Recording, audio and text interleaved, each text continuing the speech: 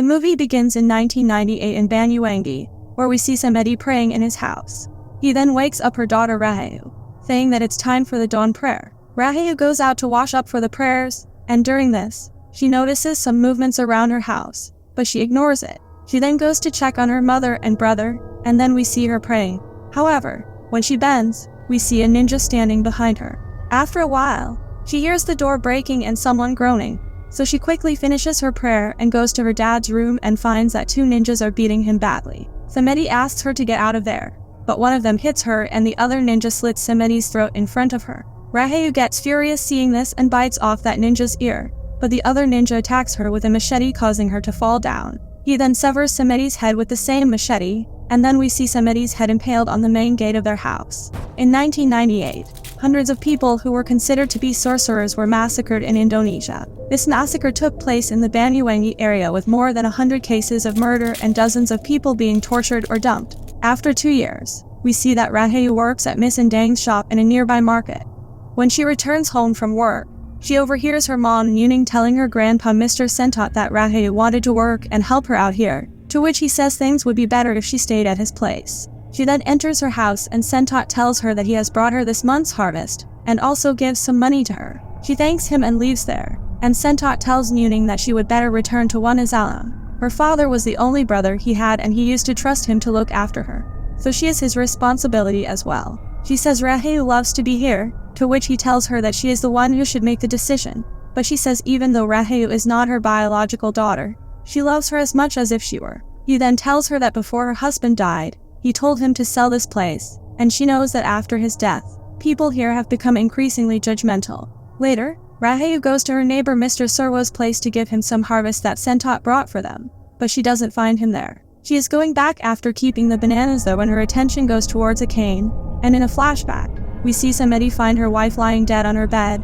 and then find Rahayu hiding in an almirah with that cane in his hands. Only then Surwo asks her what she is doing here, and tells her that her late father gave him that cane for him to guard it, because it's a sacred cane, and if she doesn't be careful with it, she might end up like her mother. Rahayu says she has brought him some bananas from her mom and then leaves there. Now while she is leaving, Surwo stops her, and tells her that he heard that Sentot is still determined to sell this shophouse, and he understands that is why she doesn't like her step-grandfather.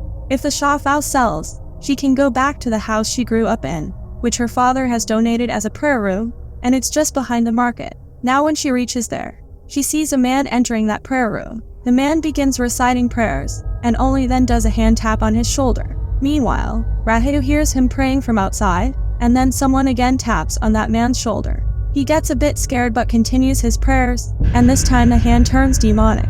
Now when he kneels down, the lights there begin flickering, and then it gets dark. The man gets up, and hears many spirits repeating prayers after him, and soon he realizes that he is surrounded by many demonic entities. However, when he turns around, he gets terrified seeing that there is no one there, and that's why he runs away from there in fear. Rahayu finds it a bit strange but she cannot understand anything, so she decides to go inside and check herself. She walks towards the switch to turn on the lights, and we see a ghost behind her who disappears as the light turns on. We then see her praying there, and she gets spooked to hear a female voice reciting prayers in whispers with her. Soon after, the light there goes off, and when she gets up, we see many ghosts standing behind her reciting prayers with her.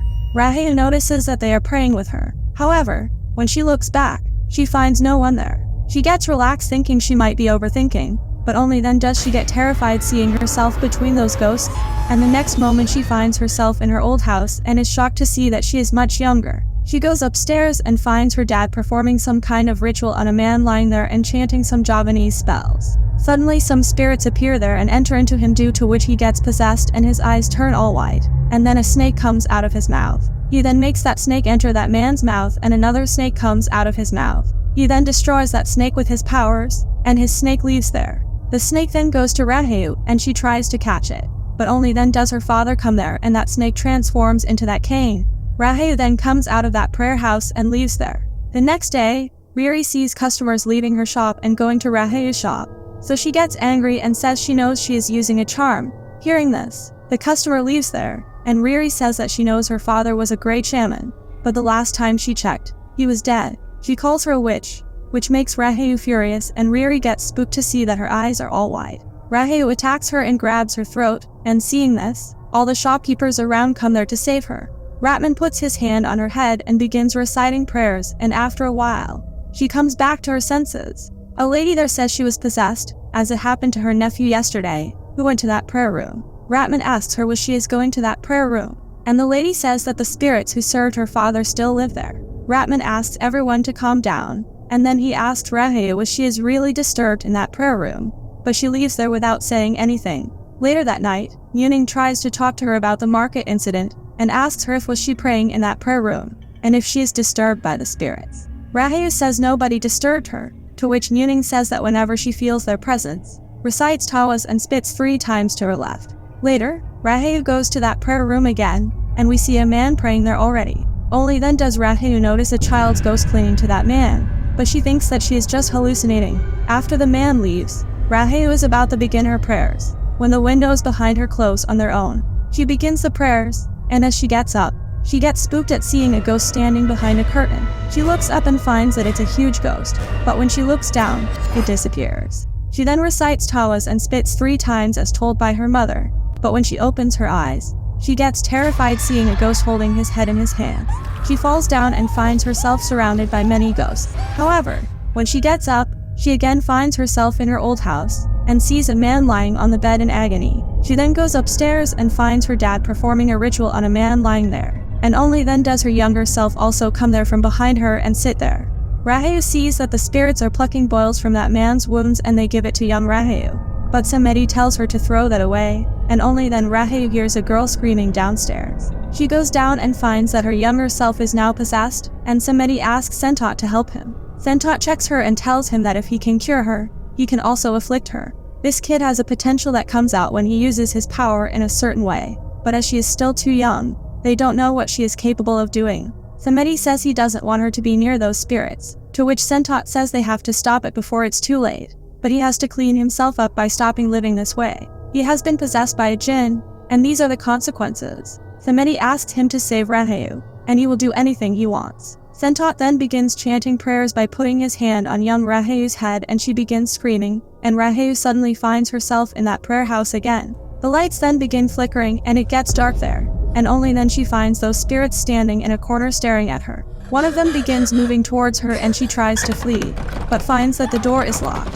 However, before it could reach her, she manages to get out of there. Meanwhile, Minna fights with Muning asking why her daughter tried to kill her daughter. Another man says she is not an ordinary girl and that people in this neighborhood told him that her daughter is haunted. Rahayu returns and finds a crowd outside her house, and that lady says that she knows that her late husband was a shaman. Ratman tries to calm them down and says he saw what happened, and even if she was possessed, it wasn't her fault. The lady says he is still new here, so he has no idea what kind of person her father was. Rahayu apologizes to her saying that she didn't mean to hurt anyone, including Riri. Riri asks her mom to leave there as she has a bad feeling about this. But Minna doesn't accept her apology and calls her devil's child, and everyone knows that her father was beheaded because he was a sorcerer. This makes Rahayu furious, but Muning stops her, and then Riri and her mother leave there. Later, Muning asks her why she has to cause such a commotion. She was the one who asked to live here.